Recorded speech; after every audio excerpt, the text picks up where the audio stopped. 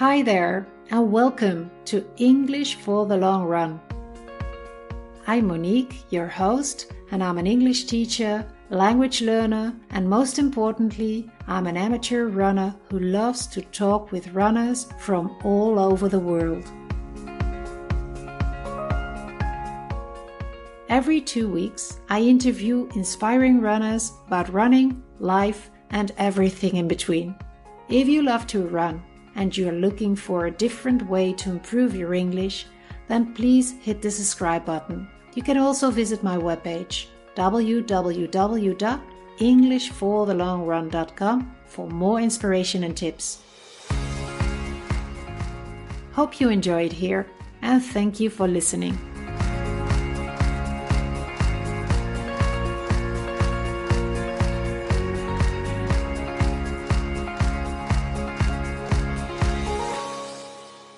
Today I'm joined by Claus Henning-Schulke, better known as Bottle Claus. He is a 56-year-old German amateur triathlete who became famous last Sunday during the Berlin Marathon. Claus took care of handing over Eliud Kipchoge's bottles at every aid station. I'm sure you have seen videos of him handing over the bottles to the flying Kenyan, celebrating that moment, and then jumping on his bike to the next aid station. Claus has provided this service for Kipchoge on 3 occasions, including during his previous 2018 world record. So welcome, Claus, and congratulations. You are a hero. Okay, two things at the beginning. First, thanks so much to the Spanish community for your positive feedback on my video clips. Thanks a lot. It gives me a lot of emotions back to me. The second is thanks a lot for this support about of you. Well, we love to see you. yes. We love to see you in action. Okay, yeah, that's true, but this is extremely stressing. I can imagine, and that's what I wanted to talk with you about. Yeah, that's right. So my first question is, did you sleep well Sunday night? Not at all, not at all. I had a very restless sleep this night because I had so much in mind what can go wrong, what can cause troubles. And it was very, very exciting for me. But I don't just have the role of these volunteering. I'm also the team leader of the volunteers passing the bottles. There are about 40 volunteers passing the bottles, 19 men volunteers, and 16 women volunteers supporting these athletes, and some time trackers. So this is both. I have 2 jobs at that time. And that makes it much more difficult for me to concentrate. But at the end, as you have seen, it worked well.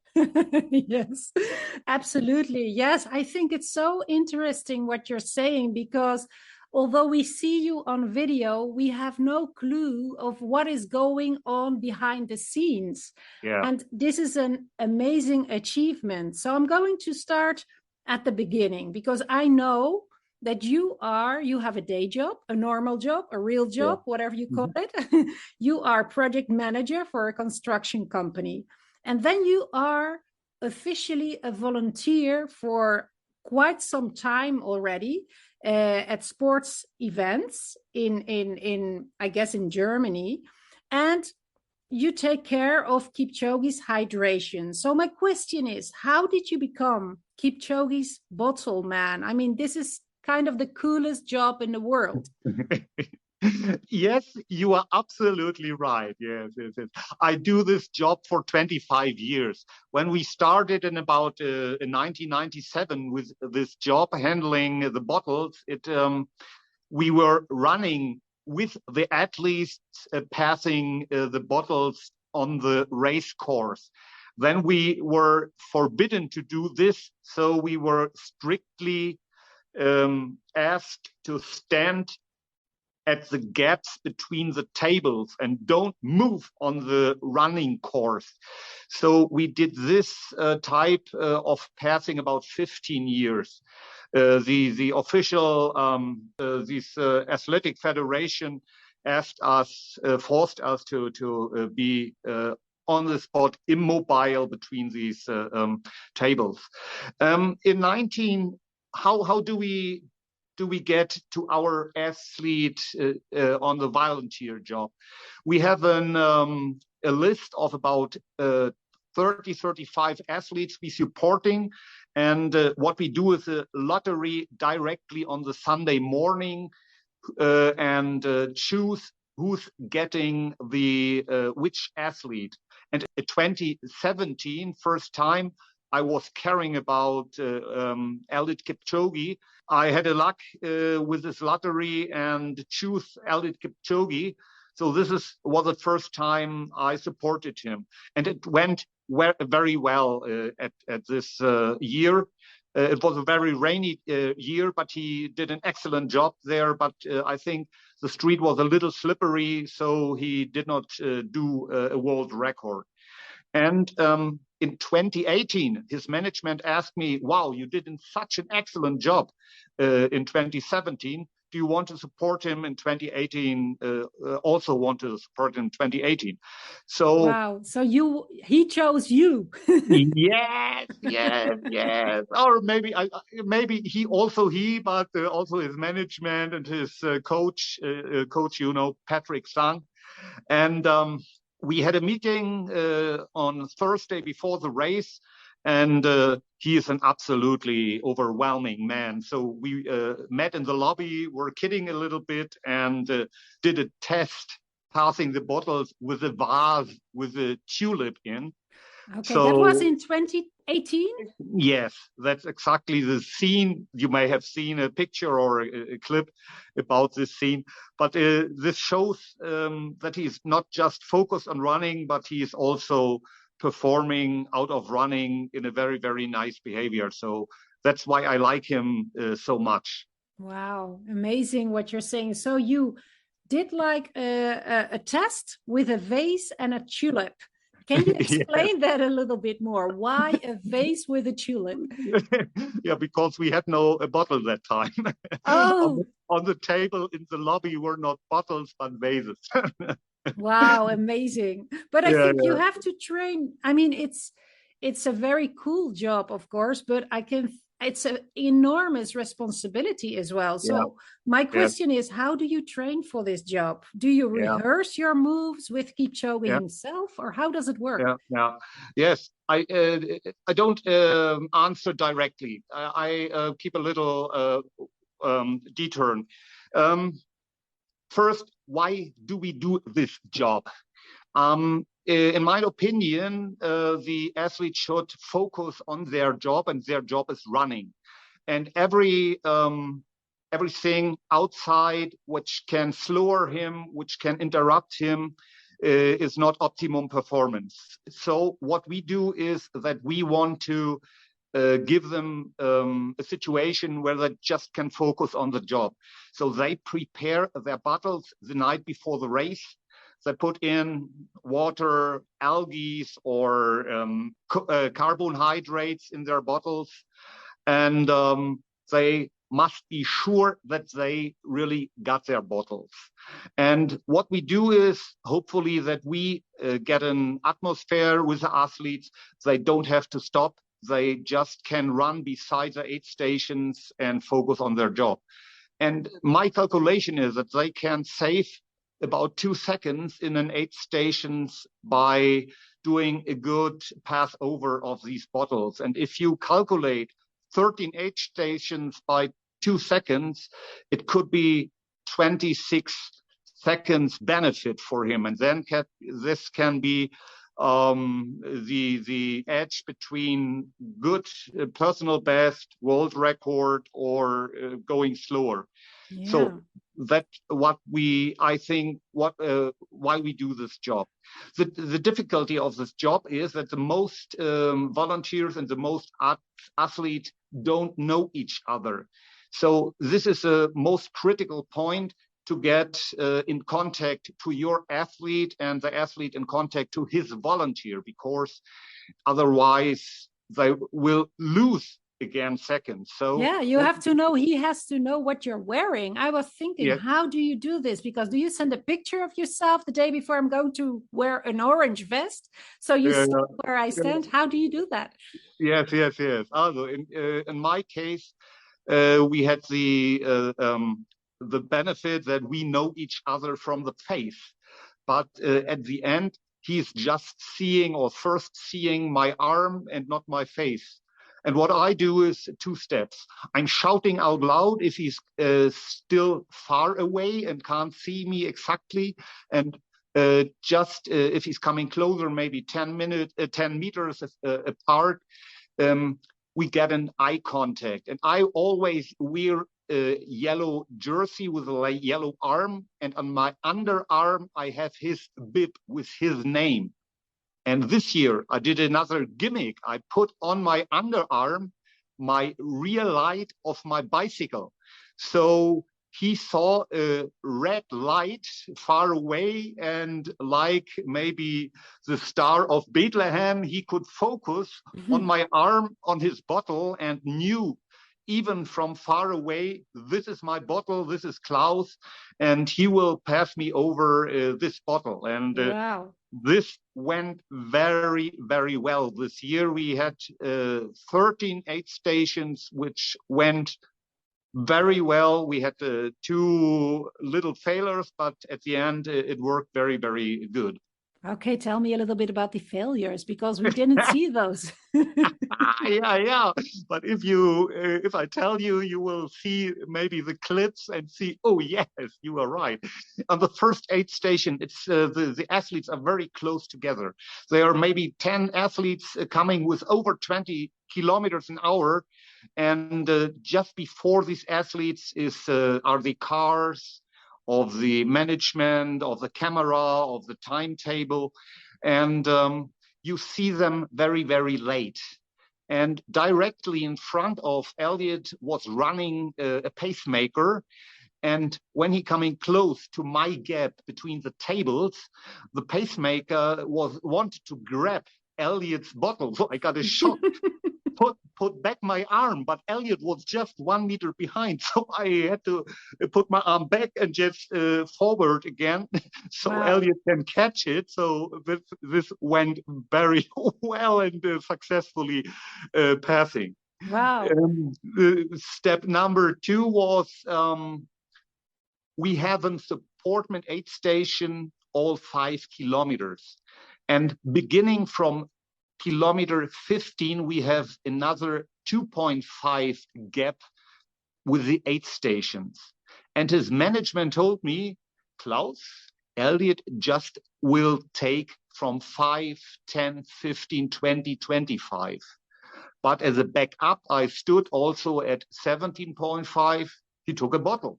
Oh. Then I've been to 20, everything went well. Then I went to 22.5. And his management on the motorbike shouted, he will not take, he will not take. So I turned to my bike, had a look over my shoulder, saw Eliud's eyes, wondering what's happening here. I turned in the last second and was passing him his bottle in the right time on the second. Pooh. Wow, amazing. Really amazing. Wow. Situation, but it went out luckily. So I was very, very happy about it. I can imagine, because there are so many things that can go wrong. I mean, but you're right. Yes. You carry with you in this rucksack of yours, you carry all his bottles. No. Yeah. Okay. Sorry. Yes. Yes. My question is, are all bottles the same? I mean, do they have the same content? I have not tested yet. Oh, that's true, because he gives you the bottles, or his No. management team. How does this work. We have a Fort Knox in the hotel where all the bottles were passed from the athletes the night before. And we have 13 boxes for the men, 13 for the women, which were carried in the morning at 5 o'clock to the different aid stations, and the boxes were placed on the first table. So when we come to the aid stations, we were going directly to the first box, to the first table, pick up his bottle, and the bottle is signed with the kilometer, his name, and this year he was signing all the bottles. So if he's throwing it away, the spectators can take it for a souvenir and take it home. Wow. And can be proud. This is the bottle of the world champion, of the Olympic champion. Yeah, yeah. That's amazing. So talking about, yeah, you already said it to us. I mean, there are 13 aid stations and you had to bike very fast to all of those aid stations. How many kilometers did you bike last Sunday in Berlin? Yes, over 70, because first I have to go to our meeting point to meet our group, do the instructions. Then we go. You may have seen it. It's called in Berlin Siegessäule. This is the high tower with the Nike, the golden Nike. Mm-hmm. And there is our meeting point. And then we do our instructions, do the lottery for the numbers for the athletes. And then we all go on our bikes and on cycling to the first aid stations, kilometer 5. And at all, I'm living about 15, 20 kilometers apart from these meeting points. So at the end, I did over 17 kilometers that day. But my routine on the weekend is about doing 150, 170 kilometers each day. So that was not the challenge. The challenge was that I have to sprint, do an interval training 13 times to sprint and passing over all these the cars and motorbikes and all the other bikers who are the security bikers to keep spectators off the road. Wow, yes. Well, it sounds like an enormous task, because as I said before, a lot of things can go wrong. You have to be focused, you have to be quick, you have to think of all the details. So I really admire you. Yes, but our group is open, so you are welcome to join us next year, and I put you on the list. Yes, Monique. Wow, that's a huge honor, but I'm not sure if I can cope with that stress, because I really don't know. So one question: did you see Kipchoge when he finished the race? Did you have a chance to speak with him? Yes, unfortunately. I had not the opportunity. I tell you a nice story from 2018. After he did his world record, I got a call on Monday from his management, and they asked me to come over to the hotel. There, first I met Patrick Sang, and he was hugging me and say, "Thank you so much for this, for your enthusiasm." And then I met Eliud, and he also prepared his bib with "Thanks, Claus, so much for your support. Without you, I would have not done the world record." Wow. I think that's maybe a bit over enthusiastic, but at the end, also several point of views. First, also a world record is a team effort. He will do maybe 950 parts of this puzzle by training 10,000 of kilometers in a year. But at the end, it must be a good team supporting him, helping him, keeping free his back for other pressure, so he just can focus on it. And if I can do just maybe half a piece of puzzle, that's my role. Yeah, but it's a very important role because you said Yes. it before. I mean, we're talking about marginal gains here. And you Yes, said, yes, you are absolutely. Yes. yeah, if I do my job well, then Yeah. he gets maybe 2 seconds more Yeah. than when he works with another bottle man. Yeah. So, Yes, that can be, or if he would do a self-supply, yes, that's right, yes, yes. And if you may have seen a scene with Adola this year, he missed the first and the second aid station because he was running much too far left on the side of the road and did not get his bottle. Even his volunteer was shouting out loud, but you were standing next to this volunteer, of course. yes, yeah, no, he had another gap, but I don't Okay. know what was his. I don't know what was in his mind. Wow. But this year he invited me also for Monday, but he was so tired at that time that he was laying in his bed and could not move because he has to fly to the Netherlands, back to the Netherlands, to his headquarter or the headquarter of the management. So he was not able to meet me again. So his management met me, gave me a little present, gave me a little hug. And unfortunately, it did not work this year. But I took him did a nice welcome at the airport when he came to Berlin. And that was also a very, very nice situation. We had not seen for 4 years. Instantly, we got an extremely nice atmosphere again, and we're hugging and kidding. And I tell you a little story because just preparing an excellent video clip about this job and all the environment around this. And this was a producer asking me for a nice a picture for this story. So you met Kipchoge. I mean, you met the GOAT, which is amazing. I think everybody has an enormous admiration for this guy. Can you tell us a little bit, how is he in person? Yes.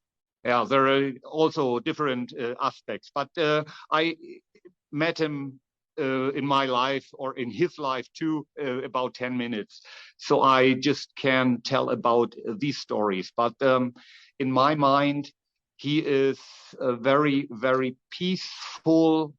He is very self-confident. He is very focused. I think very, very nice. He is, I think he also has an environment who are also very peaceful to each other and very respectful to each others. And this seems to me a very positive environment. I think this also gives him the spirit and his power, his inner power to do such an extraordinary job, to do such a performance. Yeah. Because in my mind, you can't just do such an excellent performance, extraordinary performance, if two things is coming together. First, your body, your training benefits, and the other is your mind. Because you are running absolutely in the pain in the last kilometers, and that both things have to be in harmony to perform this way. Yeah. So I think he is living in a very, very good environment with his team, with his management, which is with his coach, that allows him to do such an excellent performance. Yeah, wow, very good, your description. I mean, how important is it to be surrounded by people who support you, to have an enormous good team behind you, and that everything clicks? That makes the difference. Yeah, I think so too. And you know it from your experience in your job. I know it from the experience in my job and also in my amateur sports career.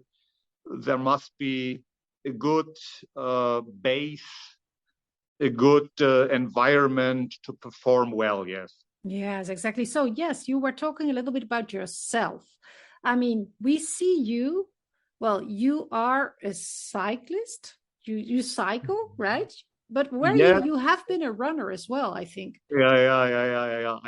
Just two words about my career, running or sports career. I started marathon with 16. I did my PB with 19 at 2:34, and then I heard about a sports really weird from America. It was called in the 1984. It was called triathlon. And I thought, wow, what a extremely interesting sport. So I did my training for a triathlon. There had been no triathlon in Germany yet, but I was training, running and cycling and swimming. And then the wave came over to Europe with the triathlon, and I thought I will do the Ironman. And I was so focused on the Ironman that I was training and did several Ironmans, had been to Hawaii for 16 years, but it was not, had been to Hawaii for 6 times, sorry. And, but it was not compatible with family life. So I stopped the triathlon, were focusing more for family.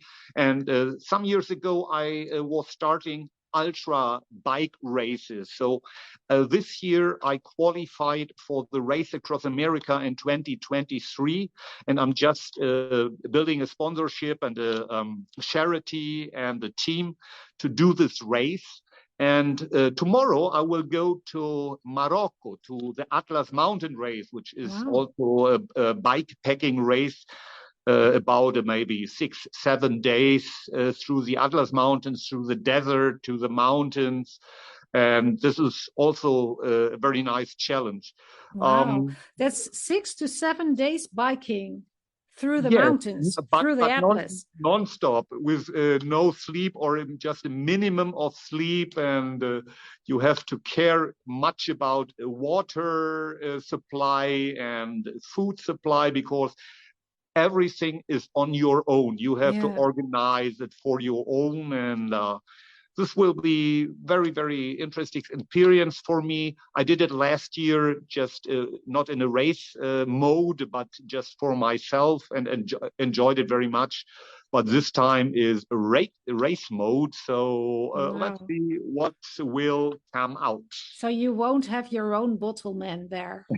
Unfortunately not, but maybe at Race Across America, if we publish this podcast, maybe the Americans will stand along the road and will pass me a bottle. Yeah, that would be very nice. I mean, fantastic. Well, right. I wish you very good luck tomorrow with your new adventure in Morocco, and thank you so much for being able to chat with me today. It was an enormous pleasure.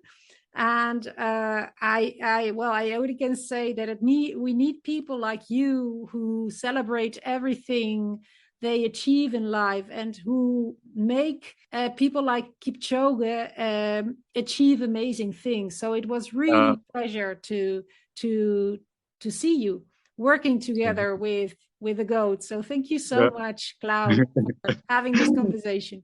Yes, Monique. Yes, thanks a lot for asking for these interviews. I enjoyed it very, very much. And yes, best to Spain community. Thank you, Claus.